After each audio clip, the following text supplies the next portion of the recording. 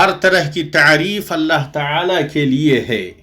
جس نے اس کی اطاعت کی اور اسے دوست بنایا وہ اسے عزت عطا فرماتا ہے، اور جس نے اس کے ساتھ شرک کیا اور اس کی نافرمانی کی اسے ذلیل کرتا ہے۔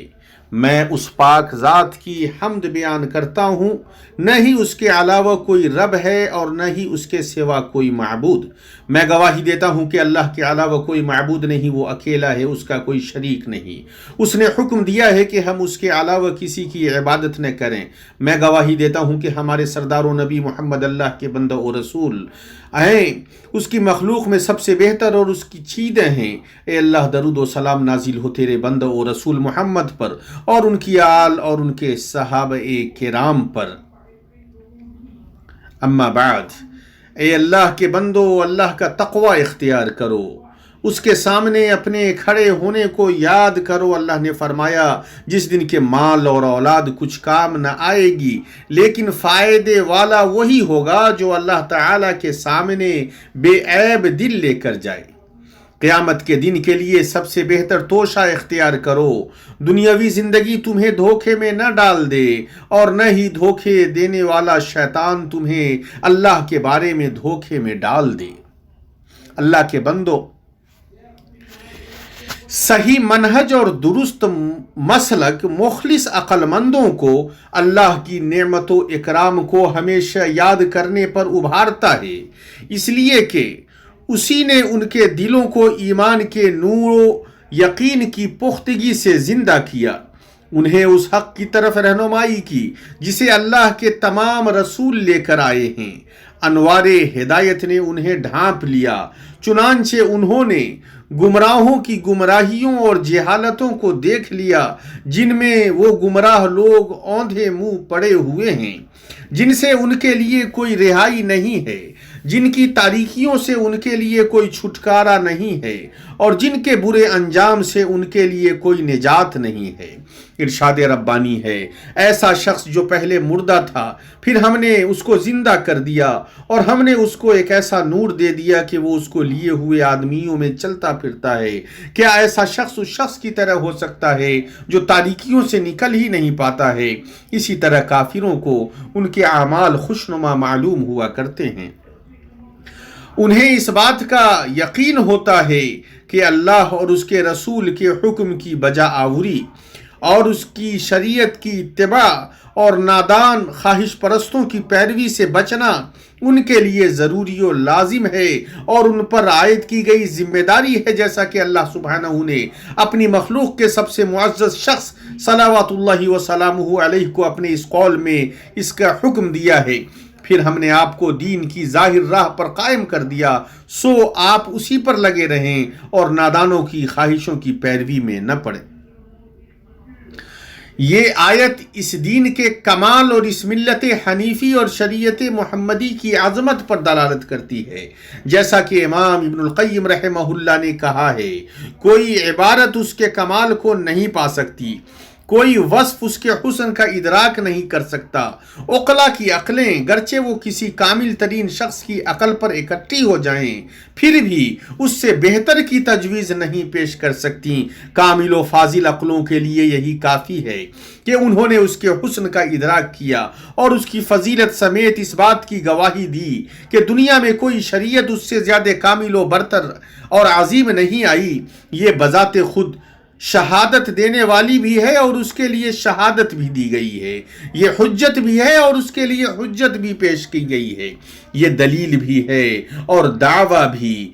اگر رسول اس پر کوئی برہان لے کر نہیں آتے تو بھی وہ خود ہی برہان و نشانی ہونے اور اللہ کی طرف سے ہونے کی گواہی دینے کے لیے کافی تھی۔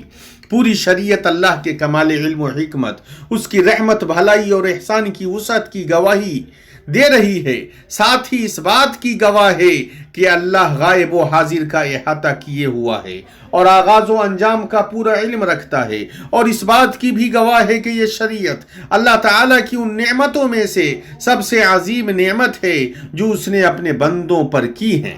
اس نے ان پر کوئی ایسا انعام نہیں کیا ہے جو اس بات سے بڑھ کر ہو کہ اس نے انہیں اس شریعت کی ہدایت دی، انہیں اس کے ماننے والوں میں سے بنایا اور انہیں ان لوگوں میں سے بنایا جن کے لیے اسے پسند کر لیا اور جنہیں اس کے لیے پسند کر لیا۔ چنانچہ اللہ تعالیٰ نے اپنے بندوں پر احسان جتلایا کہ اس نے انہیں اس کی ہدایت دی، ارشاد ربانی ہے، بے شک مسلمانوں پر اللہ تعالیٰ کا بڑا احسان ہے کہ انہی میں سے ایک رسول ان میں بھیجا جو انہیں اس کی آیتیں پڑھ کر سناتا ہے اور انہیں پاک کرتا ہے اور انہیں کتاب اور حکمت سکھاتا ہے۔ یقیناً یہ سب اس سے پہلے کھلی گمراہی میں تھے۔ اللہ تعالیٰ نے اپنے بندوں کو اس شریعت کے عظیم احسان کا تعارف اور یاد دہانی کراتے ہوئے اور انہیں اس کے ماننے والوں میں سے بنانے پر اس ذات کا شکر بجا لانے کا مطالبہ کرتے ہوئے کہا، آج میں نے تمہارے لیے دین کو کامل کر دیا اور تم پر اپنا انعام بھرپور کر دیا اور تمہارے لیے اسلام کے دین ہونے پر رضامند ہو گیا۔ غور کریں کہ اللہ تعالیٰ نے کیسے اس دین کو جسے ان کے لیے چنا ہے کمال سے متصف کیا اور اس نعمت کو جس سے انہیں بھرپور نوازا ہے تمام سے متصف کیا۔ ایسا کر کے دین کے بارے میں یہ بتانا ہے کہ اس میں کوئی نقص، عیب اور خلل نہیں ہے، اس میں کوئی بھی چیز کسی طور پر حکمت سے باہر نہیں ہے، بلکہ وہ اپنے حسن و عظمت میں کامل ہے۔ اور اللہ تعالیٰ نے اس نعمت کو تمام سے یہ بتانے کے لیے متصف کیا کہ وہ ہمیشہ رہے گی اور جاری رہے گی، اور اسے دینے کے بعد اللہ تعالیٰ ان سے نہیں چھینے گا، بلکہ اس دنیا میں اور آخرت میں اسے ہمیشگی اور دوام عطا کر کے پورا کرے گا۔ ان کی بات ختم ہوئی۔ اے اللہ کے بندو، تو کیا دین سے زیادہ کوئی قیمتی چیز ہے جسے اللہ علیم و حکیم نے اپنی مخلوق کے لیے پسند کر لیا ہو، جسے اس کی ذات تک پہنچنے کی راہ بنایا ہو، اس کی خوشنودی و مغفرت اور بلند جنتوں میں داخل ہونے کا راستہ بنایا ہو، جسے زمین میں اس امت محمدیہ کی سربلندی اور استحکام کا سبب بنایا ہو، جیسا کہ اس حدیث میں آیا ہے جسے احمد نے اپنی مسند میں اور حاکم نے اپنی مستدرک میں صحیح سند سے ابی بن کعب رضی اللہ عنہ سے روایت کیا ہے کہ اللہ کے رسول صلی اللہ علیہ وسلم نے فرمایا، اس امت کو رفعت، ملکوں میں استحکام اور فتح و نصرت اور دین کی سربلندی کی خوشخبری سنا دیں۔ ان میں سے جس نے بھی دنیا کے لیے آخرت کا عمل کیا تو اس کا آخرت میں کوئی حصہ نہیں ہوگا۔ اللہ کے بندو، اصحاب بصیرت جب ان پر تلاوت کی جانے والی اللہ کی ندا کو سنتے ہیں تو وہ اپنے آپ کو مجبور پاتے ہیں کہ اسے کان لگا کر سنیں اور اللہ اور اس کے رسول کی دعوت پر لبیک کہیں، اس لیے کہ یہ ایسی دعوت ہے جس کی بجا آوری سے دل زندہ ہوتے ہیں۔ اللہ نے فرمایا، اے ایمان والو، تم اللہ اور رسول کے کہنے کو بجا لاؤ جبکہ رسول تم کو تمہاری زندگی بخش چیز کی طرف بلاتے ہوں، اور جان رکھو کہ اللہ تعالی آدمی کے اور اس کے قلب کے درمیان آڑ بن جایا کرتا ہے، اور بلا شبہ تم سب کو اللہ ہی کے پاس جمع ہونا ہے۔ اللہ تعالی ہمیں اور آپ کو اپنی کتاب کے طریقے اور اپنے نبی کی سنت سے فائدہ پہنچائے۔ میں اپنی یہ باتیں کہتا ہوں اور اللہ عظیم جلیل سے اپنے لیے اور آپ سب کے لیے، تمام مسلمانوں کے لیے، ہر طرح کے گناہ سے مغفرت طلب کرتا ہوں۔ یقیناً وہ بہت زیادہ معاف کرنے والا اور بہت زیادہ رحم کرنے والا ہے۔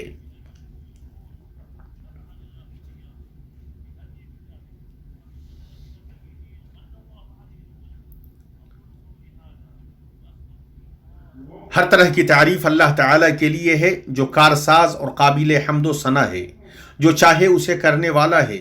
میں اس پاک ذات کی حمد بیان کرتا ہوں، میں گواہی دیتا ہوں کہ اللہ کے علاوہ کوئی معبود نہیں، وہ اکیلا ہے، اس کا کوئی شریک و ساجھی نہیں، وہ عظیم عرش والا ہے۔ میں گواہی دیتا ہوں کہ ہمارے سردار و نبی محمد اللہ کے بندے اور اس کے رسول ہیں۔ اے اللہ، درود و سلام نازل ہو تیرے بندوں و رسول محمد پر اور ان کی آل اور ان کے صحابہ کرام پر۔ اما بعد، اس شریعت محمدی اور ملت حنیفی کے محاسن شمار سے زائد اور گنتی سے بالا تر ہیں۔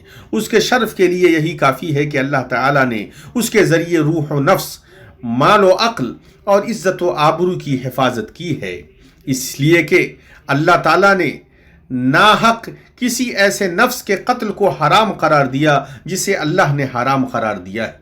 زنا کے ذریعے بستروں کو ناپاک کر کے آبروؤں کے پامال کرنے کو حرام قرار دیا، اور اس نے ان تمام چیزوں کے استعمال کو منع کیا ہے جو عقل کی سلامتی کے لیے خطرہ ہوں یا اس میں کمی پیدا کرتی ہوں، جیسے شراب، ڈرگس اور نشہ آور چیزیں، اور لوگوں کے اموال کو باطل طریقے سے کھانے سے منع کیا ہے، خواہ اس کی شکل و صورت میں جو بھی شکل و صورت اس کی ہو۔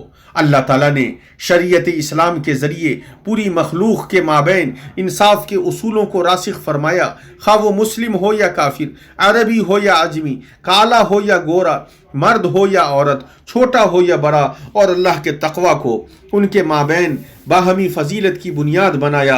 ارشاد ربانی ہے، اے لوگو، ہم نے تم سب کو ایک ہی مرد و عورت سے پیدا کیا ہے، اور اس لیے کہ تم آپس میں ایک دوسرے کو پہچانو، کنبے اور قبیلے بنا دیے ہیں۔ اللہ کے نزدیک تم سب میں باعزت وہ ہے جو سب سے زیادہ ڈرنے والا ہے۔ یقین مانو کہ اللہ دانا اور باخبر ہے۔ اللہ تعالیٰ نے عظیم ربانی شریعت میں ہر انسان کے حق کی حفاظت کی ہے اور اس کے اوپر جو واجب ہے اس کی وضاحت کی ہے۔ انسانی حقوق کی حفاظت کے لیے شریعت اسلام کے علاوہ بہت ساری انسانی شریعتیں بن چکی ہیں، لیکن یہ شریعت ان تمام شریعتوں کی کمزوری اور کمی سے محفوظ ہے۔ اس نے انسان کے مرتبے کو بلند کیا، اس کی کرامت کی حفاظت کی، اور اسی لیے حقیقی مومن کو اس بات میں کوئی حیرت و شک نہیں ہوگا کہ اس کے رب کی شریعت اور اس کا دین و طریقہ ہی دنیا و آخرت میں نجات کی راہ اور سعادت کا راستہ ہے۔ لیکن جس نے اپنے رب کے ذکر سے اعراض کیا، اس کے حکم کی مخالفت کی، اس کی راہ سے الگ ہوا، اس کے علاوہ دوسری چیز میں ہدایت و سعادت تلاش کی، اللہ تعالیٰ نے اس کے معاملے کا انجام بیان کیا ہے۔ اللہ تعالیٰ نے کہا، اور ہاں جو میری یاد سے روگردانی کرے گا اس کی زندگی تنگی میں رہے گی، اور ہم اسے بروز قیامت اندھا کر کے اٹھائیں گے۔ وہ کہے گا، الہی مجھے تو نے اندھا بنا کر کیوں اٹھایا، حالانکہ میں تو دیکھتا بھالتا تھا۔ جواب ملے گا، اسی طرح ہونا چاہیے تھا، تو میری آئی ہوئی آیتوں کو بھول گیا تو آج تو بھی بھلا دیا جاتا ہے۔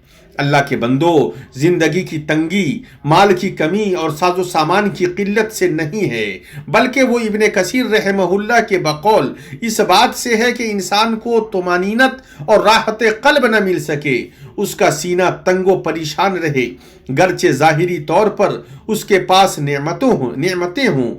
يا أيها الذين آمنوا صلوا عليه وسلموا تسليما اللهم صل وسلم على عبدك ورسولك محمد وارض اللهم عن خلفائه الأربعة أبي بكر وعمر وعثمان وعلي وعن سائر الآل والصحابة والتابعين ومن تبعهم بإحسان إلى يوم الدين وعنا معهم بعفوك وكرمك وإحسانك يا أكرم الأكرمين. اللهم أعز الإسلام والمسلمين، اللهم أعز الإسلام والمسلمين، اللهم أعز الإسلام والمسلمين، واحم حوزة الدين، واجعل هذا البلد آمنا مطمئنا وسائر بلاد المسلمين يا رب العالمين. اللهم آمنا في أوطاننا وأيد، اللهم آمنا في أوطاننا وأيد إمامنا وولي أمرنا ووفقه لما تحب وترضى يا سميع الدعاء. اللهم وفقه وولي عهده، اللهم وفقه وولي عهده إلى ما فيه خير الإسلام والمسلمين وإلى ما فيه صلاح البلاد والعباد يا من إليه المرجع يوم المعاد. اللهم آت نفوسنا تقواها وزكها أنت خير من زكاها، أنت وليها ومولاها.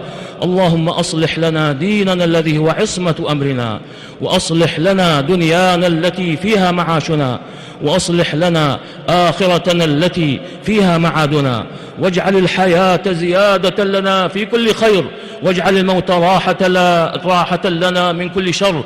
اللهم إنا نسألك فعل الخيرات وترك المنكرات وحب المساكين، وأن تغفر لنا وترحمنا، وإذا أردت بقوم فتنة فاقبضنا إليك غير مفتونين.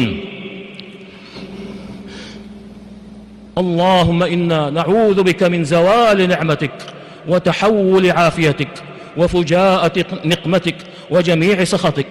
اللهم اكفنا أعداءك وأعداءنا بما شئت يا رب العالمين. اللهم اكفنا أعداءك وأعداءنا بما شئت يا رب العالمين. اللهم اكفنا أعداءك وأعداءنا بما شئت يا رب العالمين. اللهم إنا نجعلك في نحور أعدائك وأعدائنا ونعوذ بك من شرورهم. اللهم إنا نجعلك في نحور أعدائك وأعدائنا ونعوذ بك من شرورهم. اللهم إنا نجعلك في نحورهم ونعوذ بك من شرورهم. اللهم اشف مرضانا وارحم موتانا وبلغنا فيما يرضيك آمالنا، واختم بالباقيات الصالحات أعمالنا. اللهم إنا نعوذ بك من كل داء ووباء وبلاء. اللهم إنا نعوذ بك من كل داء ووباء وبلاء. اللهم إنا نعوذ بك من البرص والجنون والجذام وسيء الأسقام. ربنا ظلمنا أنفسنا وإن لم تغفر لنا وترحمنا لنكونن من الخاسرين. ربنا آتنا في الدنيا حسنة وفي الآخرة حسنة وقنا عذاب النار. وصلى الله وسلم على عبده ورسوله نبينا محمد وعلى آله وصحبه أجمعين، والحمد لله رب العالمين.